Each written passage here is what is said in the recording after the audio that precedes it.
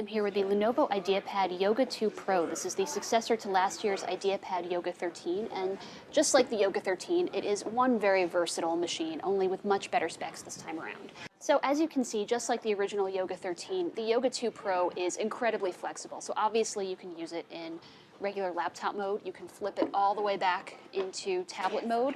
You can do what's called tent mode.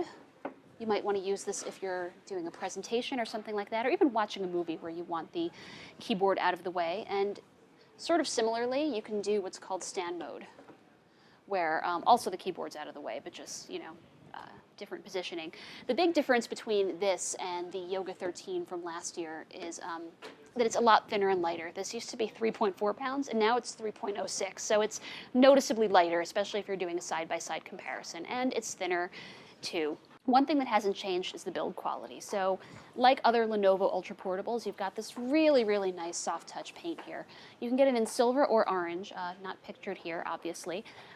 It's not only soft and just really nice to touch, but it's really resistant to scratches and fingerprint smudges. So a very low maintenance machine right out of the box. And that extends into the keyboard area, which has this textured leather-like surface to it. Not really leather, obviously, but sort of rubbery, sort of textured.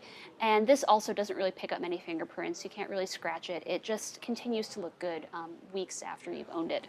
Another big difference is that Lenovo stepped up to a 3200 by 1800 display. I actually suspect it's the same one inside the Samsung ATIV Book 9 Plus, which we just reviewed and whose display we loved. It's 350 nits, the brightness goes very high, it's very sharp, as you can see.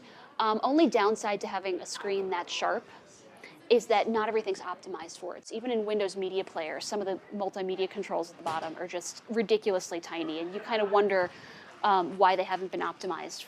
Doing a quick tour just of the hardware, just so you know what you're getting yourself into here. You've got the same proprietary charging port as on other Lenovo machines, paired with a USB 3.0 port here. You've got micro HDMI, you've got an exposed SD slot there. Here you've got a screen orientation lock button, a volume rocker for when you're in tablet mode, requisite headphone jack, and a USB 2.0 port. Lenovo added this software called Yoga Picks, and basically it's designed to help you make the most out of each usage mode. So pay attention to the upper right corner of the screen while I do this. I'm going to flip into stand mode here.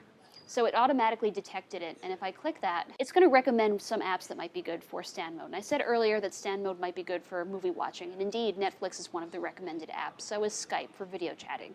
And if I press this all the way down into tablet mode, I have these tablet mode picks here, and there's, more of a game focus here, which makes sense.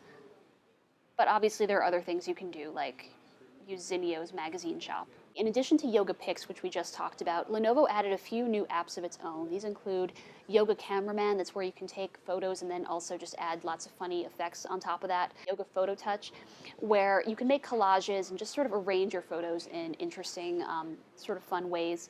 You've got Yoga Phone Companion, where you can mirror your content on your phone or even use your phone as a remote control. There's also Yoga Chef, which is very similar to the Bing Food and Drink app, which is built into every Windows 8.1 computer. Also a really good selection of recipes for you to peruse while you're cooking. And it also has hands-free mode, just like Microsoft's version, except it's not as responsive, so just keep that in mind. As you can see, it's well built, has a great screen, solidly performing. Keyboard is as comfortable as ever. Now it's backlit.